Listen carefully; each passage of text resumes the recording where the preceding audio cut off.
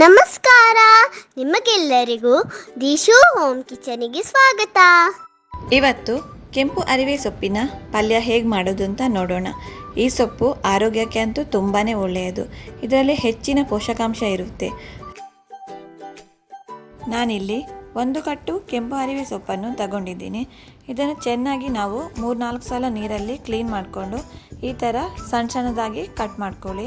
ಇದರ ದಂಟನ್ನು ಸಹ ನಾವು ಬಿಸಾಡಲಿಕ್ಕಿಲ್ಲ, ಕಟ್ ಮಾಡ್ಕೋಬೇಕು. ಈಗ 2 ಚಮಚ ಎಣ್ಣೆ ಹಾಕಿ, ಎಣ್ಣೆ ಬಿಸಿಯಾದ ಹಾಗೆ ಅರ್ಧ ಚಮಚ ಸಾಸಿವೆ ಹಾಕಿ, ಸಾಸಿವೆ ಸಿಡಿದ ತಕ್ಷಣ 1 ಚಮಚ ಉದ್ದಿನ ಬೇಳೆ, 10 ಜಜ್ಜಿದ ಬೆಳ್ಳುಳ್ಳಿ, 3 ಸೆಕೆಂಡ್ ಇದನ್ನು ಫ್ರೈ ಮಾಡ್ಕೊಳ್ಳಿ.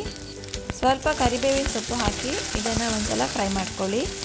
ಈಗ ಇದಕ್ಕೆ ಸಣ್ಣಗೆ ಕತ್ತರಿಸಿರುವ 1 ದೊಡ್ಡ ಈರುಳ್ಳಿಯನ್ನು ಹಾಕಿ ಸ್ವಲ್ಪ ಹೊತ್ತು ಇದನ್ನು ಫ್ರೈ ಮಾಡ್ಕೊಳ್ಳಿ. ಈರುಳ್ಳಿ ಬಾಡಿದ ಥರ ಆದರೆ ಸಾಕು. ಈಗ 1 ಮೀಡಿಯಂ ಸೈಜಿನ ಟೊಮೆಟೊವನ್ನು ಸಣ್ಣಗೆ ಕಟ್ ಮಾಡಿ ಇದಕ್ಕೆ ಹಾಕಿ ಟೊಮೆಟೊ ಸಾಫ್ಟ್ ಆಗುವವರೆಗೂ ಫ್ರೈ ಮಾಡ್ಕೊಳ್ಳಿ. ಟೊಮೆಟೊ ಸಾಫ್ಟ್ ಆದ ನಂತರ ರುಚಿಗೆ ತಕ್ಕಷ್ಟು ಸ್ವಲ್ಪ ಉಪ್ಪು ಹಾಕಿ ಇದನ್ನು ಒಂದ್ಸಲ ಚೆನ್ನಾಗಿ ಮಿಕ್ಸ್ ಮಾಡ್ಕೊಳ್ಳಿ. ಇವೆಲ್ಲ ಫ್ರೈ ಆದ ನಂತರ ಆವಾಗಲೇ ನಾವು ಕಟ್ ಮಾಡಿರುವ ಕೆಂಪು ಅರಿವೆ ಸೊಪ್ಪನ್ನು ಇದಕ್ಕೆ ಹಾಕಿ ಒಂದು ಸಲ ಚೆನ್ನಾಗಿ ಮಿಕ್ಸ್ ಮಾಡಿಕೊಂಡು ಮುಚ್ಚಳ ಮುಚ್ಚಿ 1-2 ನಿಮಿಷ ಹಾಗೆಯೇ ಬೇಯಲು ಬಿಡಿ. ಸೊಪ್ಪು ಫ್ರೈ ಆಗ್ತಾ ಆಗ್ತಾ ಕಡಿಮೆ ಆಗ್ತಾ ಬರುತ್ತೆ.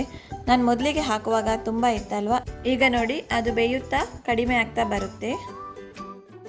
ಒಂದ್ಸಲ ಇದನ್ನು ಚೆನ್ನಾಗಿ ಮಿಕ್ಸ್ ಮಾಡಿಕೊಂಡು ಉಪ್ಪೆಲ್ಲ ಕರೆಕ್ಟಾಗಿದೆ ಅಂತ ನೋಡ್ಕೊಳ್ಳಿ. ಇವಾಗ ನಾವಿದಕ್ಕೆ 2 ಟೇಬಲ್ ಸ್ಪೂನ್ ಆಗುವಷ್ಟು ತೆಂಗಿನ ತುರಿನ ಹಾಕ್ಕೊಂಡು ಒಂದ್ಸಲ ಚೆನ್ನಾಗಿ ಮಿಕ್ಸ್ ಮಾಡ್ಕೊಳ್ಳಿ. ಇವೆಲ್ಲ ಹಾಕಿ ಆದಮೇಲೆ ಪುನಃ 2 ನಿಮಿಷ ಹಾಗೆ ಇದನ್ನು ಬೇಯಲು ಬಿಡಿ. ಈ ಸೊಪ್ಪಿನಲ್ಲಿ ತುಂಬಾ ಪೌಷ್ಟಿಕಾಂಶ ಇರೋದ್ರಿಂದ ಇದು ಆರೋಗ್ಯಕ್ಕೆ ತುಂಬ ಒಳ್ಳೆಯದು. ಚಿಕ್ಕ ಮಕ್ಕಳಿಂದ ಹಿಡಿದು ದೊಡ್ಡವರ ತನಕ ಈ ಸೊಪ್ಪನ್ನು ತಿನ್ಬಹುದು.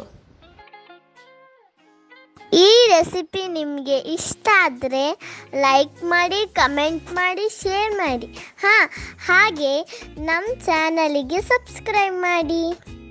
Thank you for watching.